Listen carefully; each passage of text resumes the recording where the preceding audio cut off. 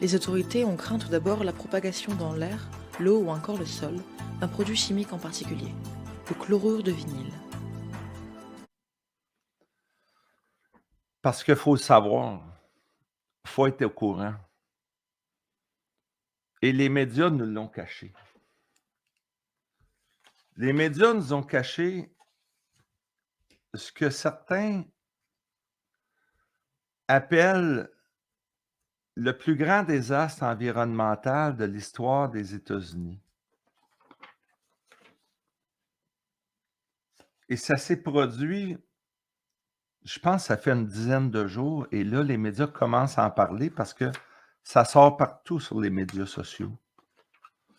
Je vais vous lire ça. Mais avant de vous lire et vous montrer des images de toutes sortes, je vais essayer là, de vous présenter de quels produits chimiques on peut être exposé. Et il n'y a plus rien de drôle là-dedans. Là. Donc, partagez l'écran. J'espère que ça va bien aller. Je vais aller sur le site du gouvernement.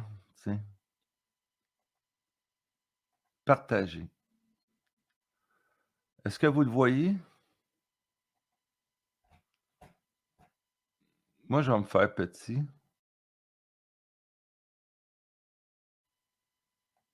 Je vais aller là, tu sais. Mon introduction, là, je vais vous parler du produit qui est en cause. Puis après ça, on va avancer là-dedans. Et là, ça parle du chlorure de vinyle. Le chlorure de vinyle est un gaz inflammable. C'est parce que l'accident ferroviaire qui vient de se produire en Ohio, on parle, je pense, de 100 000 gallons de chlorure de vinyle qui a brûlé. C'est l'enfer, je vous le dis. Et, et comment est-ce... écoutez jusqu'au bout, vous allez voir, c'est comme un film. Le chlorure de vinyle est un gaz inflammable, explosif, incolore et ayant une odeur agréable. On utilise dans l'industrie des matières plastiques. Habituellement, pour produire du PVC, polychlorure de vinyle, il y entre aussi par l'entremise des sites de déchets dangereux à la suite d'une élimination inadéquate lors de la fuite d'un réservoir d'entreposage ou de transport ou lors d'un déversement.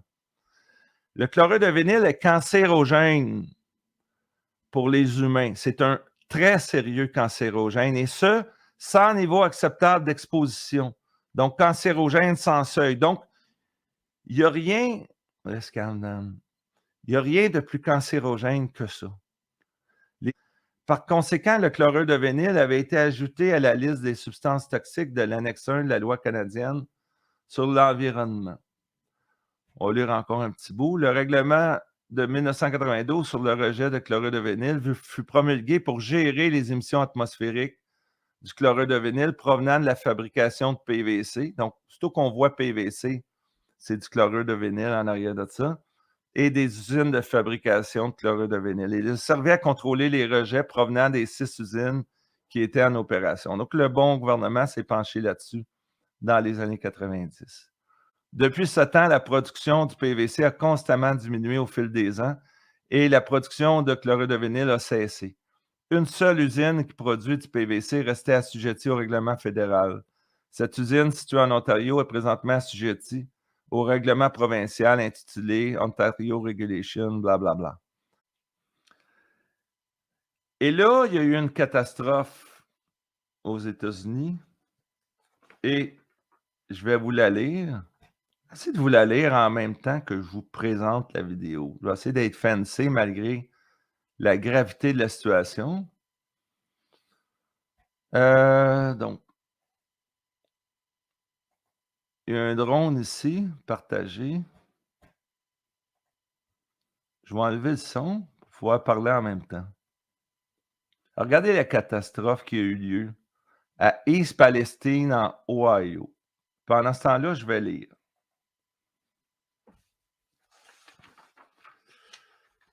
Avec tous les ballons de China et les ovnis qui circulent, à moins que vous ne viviez à East Palestine dans l'Ohio ou que vous consommiez beaucoup de nouvelles indépendantes, vous ne savez probablement pas que les États-Unis vivent actuellement ce qui pourrait être la plus grande catastrophe écologique de leur histoire.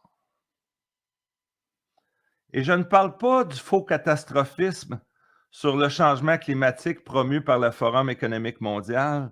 Je parle des 100 000 gallons de chlorure de vinyle qui ont fui, se sont déversés et ont brûlé suite au déraillement d'un train dans cette ville rurale de 5 000 habitants où les pluies acides et le phosgène devraient décimer une grande partie de l'écologie de la région. Là, il y a des poissons morts, des animaux morts, en voulez-vous et en voilà. Cette dévastation forcera probablement les gens à migrer et beaucoup d'entre eux auront un cancer plus tard. C'est un Tchernobyl américain. C'est sérieux, là. Ce matin, c'est sérieux ce que je vous dis. Ils nous l'ont caché, les médias, parce que, je vais tomber sur la date, là, ça fait un petit bout, tout ça fait une dizaine de jours, je pense. Les dioxines résultent de... Pourquoi ils nous cachent ça? Les dioxines résultent de la combustion de substances organiques chlorées comme le chlorure de vinyle.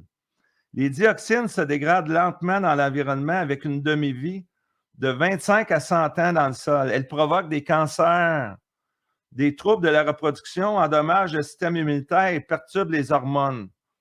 Quel hasard qu'il y a eu une catastrophe ferroviaire et tenez-vous bien, il y a eu un film fait en 2022 qui est sur Netflix et devinez où les scènes avaient été tournées? À East Palestine, en Ohio.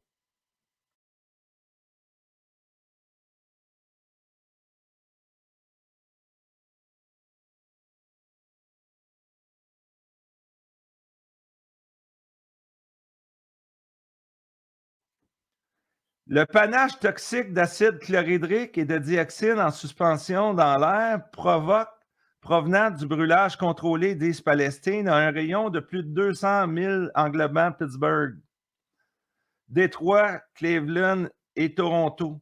Depuis une semaine, il pleut sur certaines des terres agricoles les plus fertiles des États-Unis, tuant les animaux de ferme et la vie aquatique.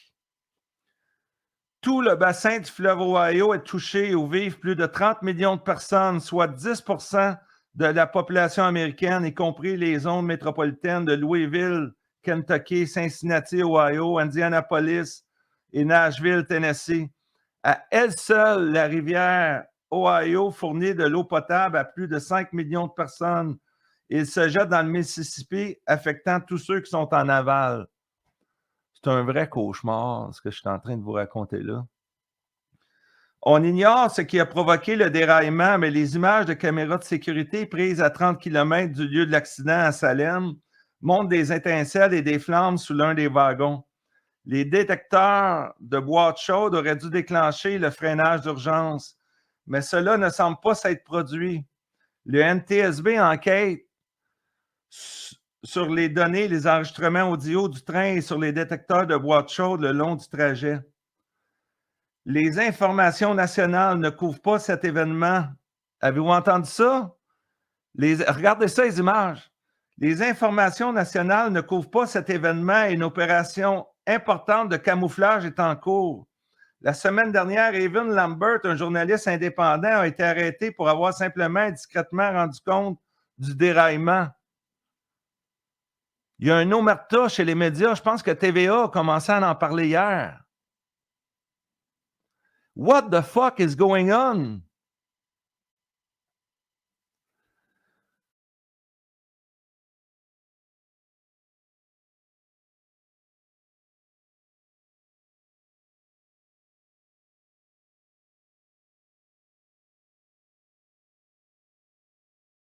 Developing story this morning. For the third time this year, a train has derailed. In two of those incidents, the trains were carrying hazardous materials, and we're going to walk you through this timeline. It's been 2 weeks since a Norfolk Southern train derailed in East Palestine, Ohio, spilling toxic chemicals. The Environmental Protection Agency is now cleaning up that spill, but neighbors are concerned about the health risk. 10 days later, a train derailed in Texas after a semi-truck crashed into it. Hazmat crews responded, but there were no leaks from the cars, just a fuel leak. And just yesterday, another Norfolk Southern train derailed in Michigan. Hazardous materials materials were also involved. Transportation Secretary Pete Buttigieg says that he wants Congress to take action to address rail safety. The National Transportation Safety Board is investigating all 3 incidents. We'll keep you posted. Compte tenu du fait qu'il y a eu 2 autres accidents ferroviaires majeurs cette semaine impliquant des trains déraillés transportant des produits chimiques toxiques à Splendora, Texas et Inouye, en plus des 96 installations alimentaires incendiées depuis que Biden a pris ses fonctions, sommes-nous prêts pour une conversation publique sur le fait que les citoyens des États-Unis sont attaqués? Pas le PA, ils disent que tous les habitants d'East Palestine peuvent rentrer chez eux en toute sécurité. Ben oui. Rentrez chez vous, là, aucun problème, là. C'est malade, malade, malade, malade. Alors que les propriétaires de poulets de la région signalent tous que tous leurs poulets sont morts subitement. Tous les poulets sont morts. Pas le secrétaire d'État au transport, Pete Buttigieg, qui a fait une apparition lundi pour rejeter la responsabilité des problèmes d'infrastructure du pays sur le COVID et n'a pas dit un mot sur les déraillements. Il a préféré se plaindre qu'il y avait trop d'hommes blancs dans le secteur de la construction. C'est quoi ce cauchemar-là? Pourquoi les médias mainstream n'en ont pas parlé? Faites vous-même vos suppositions. Moi, je pose la question. En parlant de simulation et d'armes fumantes, le film Netflix White Noise semble avoir été l'un de ces exercices sur la table de type Event 201 pour s'entraîner aux événements en East Palestine. Est-ce qu'ils ont tourné un film là? Il est assez étonnant de constater que les images du déraillement et du panache que nous voyons de cet événement sont presque exactement les mêmes que les images annoncées dans le film. Et devinez où ils ont tourné le film en 2022? À East Palestine, en Ohio. De nombreux habitants bombardés chimiquement sont apparus comme figurants dans le film. Ils sont pratiqués dans le film, ils ne se cachent même plus. Voici les directives de gestion médicale du CDC pour le chlorure de vinyle. On va aller écouter une vidéo ensemble, OK? J'ai fait mes recherches hier soir, faites vos recherches. Et j'ai du bon stock, vous n'avez même pas besoin de faire vos recherches. Juste à venir vous parker sur Dan Pilon Live. Partagez l'écran. On va l'écouter, je vais fermer mon micro. Ça, c'est l'annonce du film.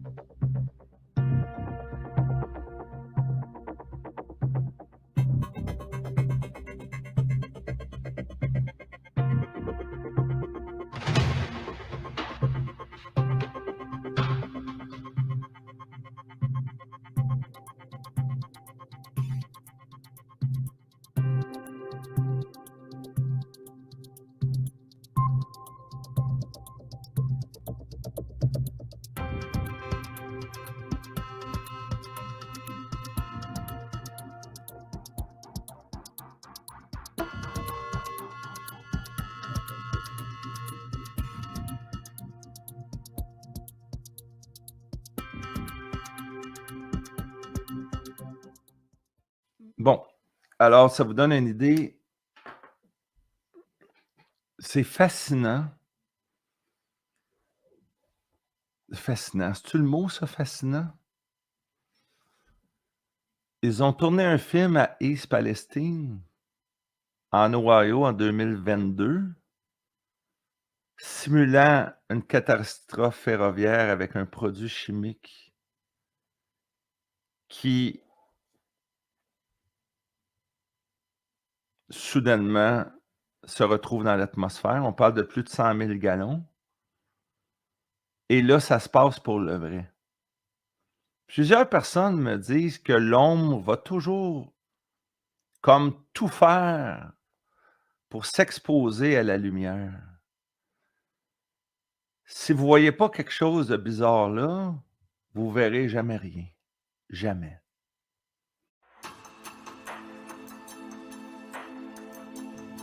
Aux États-Unis, un train transportant des produits chimiques a déraillé le 3 février. Les wagons ont pris feu et l'accident a provoqué un immense incendie, ainsi qu'une épaisse fumée noire. La fumée s'est propagée juste au-dessus de la ville d'East Palestine. Près de 2000 habitants ont reçu l'ordre d'évacuer la zone le plus rapidement possible. Les autorités ont craint tout d'abord la propagation dans l'air, l'eau ou encore le sol d'un produit chimique en particulier, le chlorure de vinyle. Il s'agit d'un gaz inodore si peu concentré dans l'air, extrêmement volatile et inflammable, et surtout un cancérogène avéré. Pour le moment, aucune blessure ni aucun décès n'ont été signalés. Petit à petit, les habitants ont même commencé à réintégrer leur domicile. Pourtant, certains se sont plaints de maux de tête, de malaise, et ont dit sentir une forte odeur autour de la zone de déraillement. Les autorités n'ont pas détecté de contaminants à des niveaux préoccupants dans l'air. Toutefois, dans l'eau, chose différente, ils ont relevé 2 contaminants chimiques dans certains affluents de la rivière Ohio. Il s'agit d'une catastrophe environnementale complexe qui demande une étude à long terme, a déclaré le sénateur de l'État J.D. Vance.